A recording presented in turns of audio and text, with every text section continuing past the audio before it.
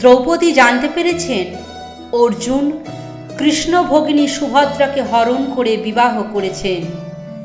রাগে, দুঃখে এবং সর্বোপরি অপমানে স্তম্ভিত তিনি পড়ে রইলেন ইন্দ্রপ্রস্থে তার সুবিশাল কক্ষে একা।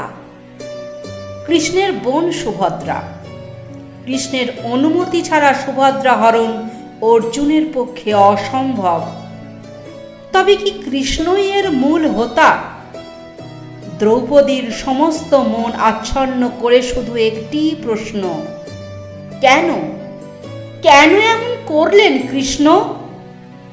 আদরের বোনকে তৃতীয় পাণ্ডবের মতো বীরশ্রেষ্ঠের হাতে তুলে দিতে, নাকি তার কৃষ্ণাকে অর্জুনের কাছ থেকে আরো খানিক দূরে সরিয়ে রাখতে? দ্রৌপদী যখন এই ভাবনার ঘোরে আচ্ছন্ন, ঠিক তখনই অর্জুন এসে দাঁড়ালেন তার সামনে।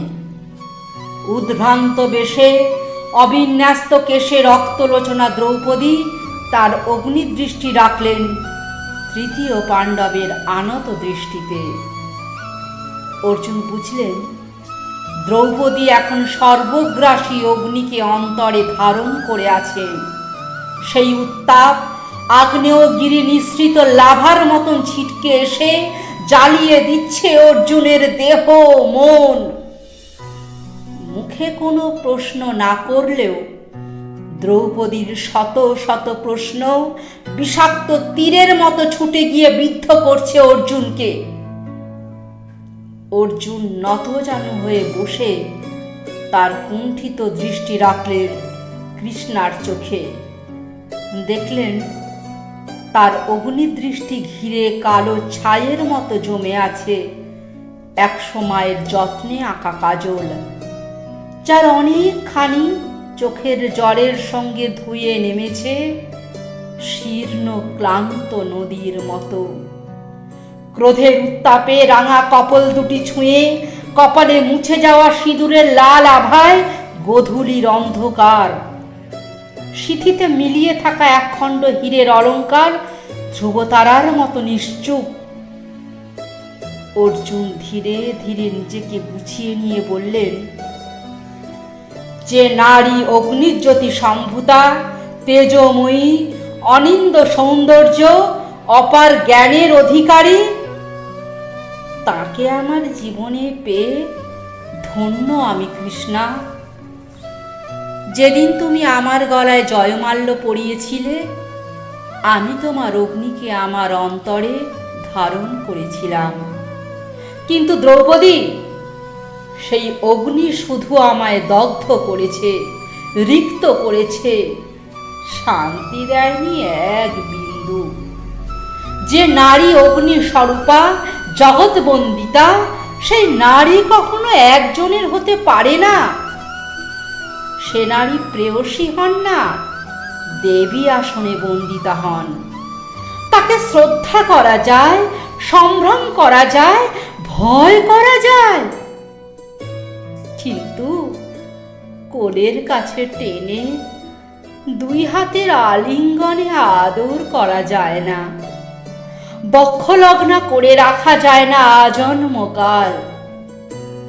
পুরুষ চায় মুগ্ধা নারী, যে প্রতি মুহূর্তে তার প্রেমিককে দেখে মুগ্ধ হবে, বিস্মিত হবে, গর্বিত হবে।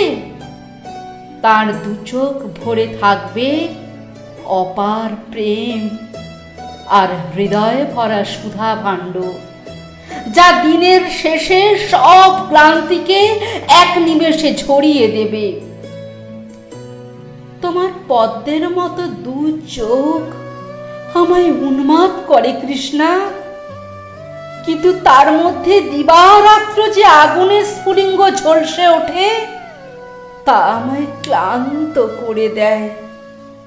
তোমার এই প্রচন্ড অস্তিত্বের কাছে নিজেকে খুঁজে পেতে কষ্ট হয়। আমার শক্তি, আমার বীরত্বের কীর্তি তোমার সামনে ম্লান হয়ে যায়। তার থেকে দূরত্বেই আমার নিষ্কৃতি, আমার শান্তি। সুভদ্রা কোনোদিন দ্রৌপদী হতে পারবে না, সেটাই আমার সান্ত্বনা। এই মুগ্ধা কিশোরীর ওই না পারাই তার দিকে আমায় টেনেছে, সেখানেই সে জিতে গেছে। দ্রৌপদী প্রস্তুরীভূত হয়ে শুনছিলেন অর্জুনের কথা। ইচ্ছে হচ্ছিল আগুনের পাখির মতো তার নেমে আসা রক্তাম্বর আঁচল উড়িয়ে ঝাঁপিয়ে পড়েন অর্জুনের বুকে। তার আরক্ত নখে বীর বক্ষ ছিন্ন ভিন্ন করে হৃৎপিণ্ডের কাছে গিয়ে খুঁজে দেখেন কোথায় তার বাস। অর্জুনের হৃদয়ে ঠিক কোন অংশে থাকেন পাঞ্চালী? এ কি বলছেন পার্থ? যে দ্রৌপদীর মহিমা, রূপের খ্যাতি, গুণের স্তব ভারতবর্ষের মানুষের মুখে মুখে গান হয়ে গল্প হয়ে ফেরে, যাকে জয় করতে সমুদ্র হিমাচল উন্মাদ হয়ে উঠেছিল, সেই দ্রৌপদীর এমন পরাজয়, তাও এক বালিকার কাছে।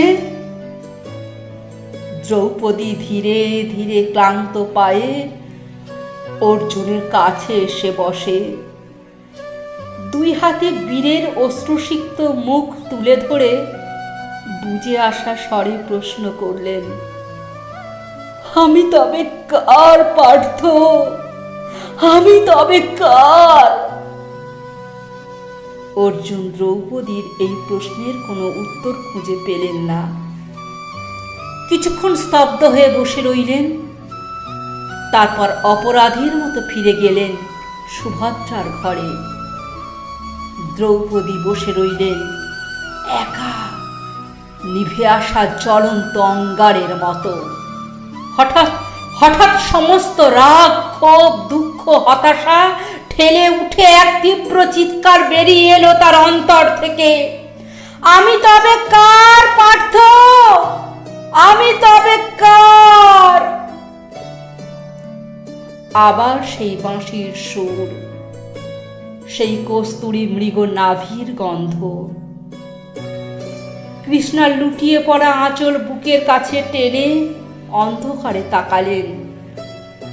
বাঁশির সুর ভেদ করে চিরচেনা সেই কণ্ঠস্বর, ওঠো কৃষ্ণা, ওঠো, নিজেকে সংযত করো, আয়নার সামনে গিয়ে তাকিয়ে দেখো মহাকাব্যের সেই নায়িকাকে, যার হাত ধরে এক নতুন ইতিহাস রচনা করবেন মহাকাল।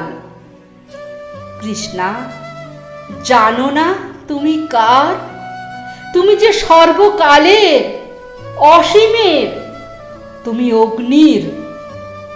আর যেই নারী অন্তরের ধন, সে যে কৃষ্ণের।